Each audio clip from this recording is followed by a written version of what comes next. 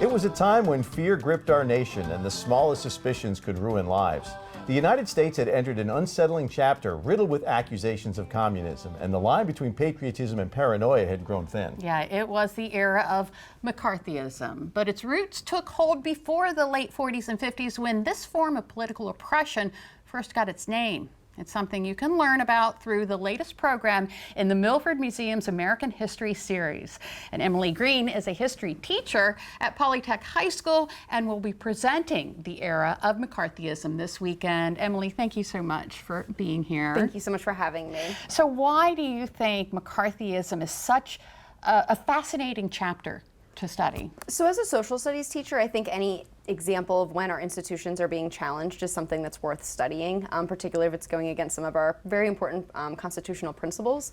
But I think that the actual real story of McCarthyism is about the citizens who stood up against it and their will to protect democracy, and then the strength of those institutions to make sure that something like that doesn't happen. Right. Sure, and I'm sure you see the modern day parallels as well. Yeah, so I'm not going to necessarily draw any current connections specifically to anything, but again, right, these really important takeaways for any period of time in American history about making sure that we protect our constitutional principles, particularly freedom of speech, freedom of expression. Yeah. So are there any local connections? Yes, so actually I found some different examples. So Truman required everybody to take at the federal government a loyalty oath, and then some states adopted some of that as well. So that happened in the state of Delaware.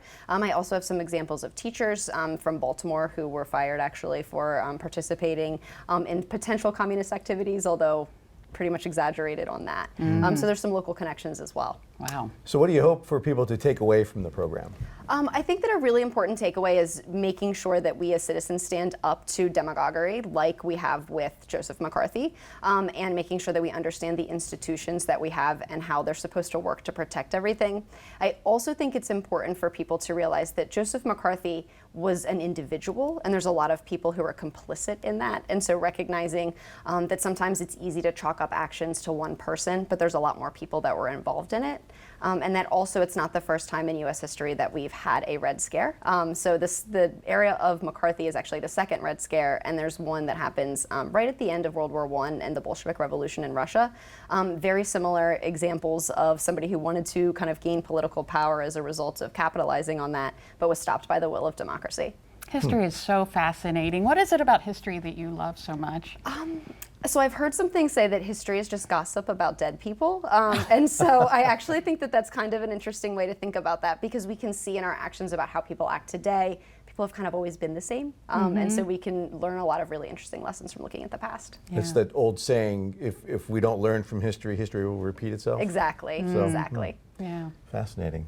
So the Milford Museum does this series, and we've been following it all along because the topics are fascinating.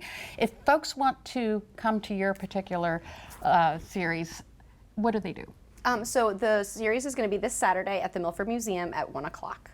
And so they can attend then. Do you need to pre-register or anything? You do not need to pre-register. All right, there you go. The Era of McCarthyism, Saturday, October 11th, 1 p.m. It's actually at the Milford Public Library, even though it's being put on by the Milford Museum. Just show up, but I imagine you want to get there early so you can get a good seat. Absolutely. Thank you. Thank you so much, Emily Green. We really appreciate you spending time with us today. Thank you.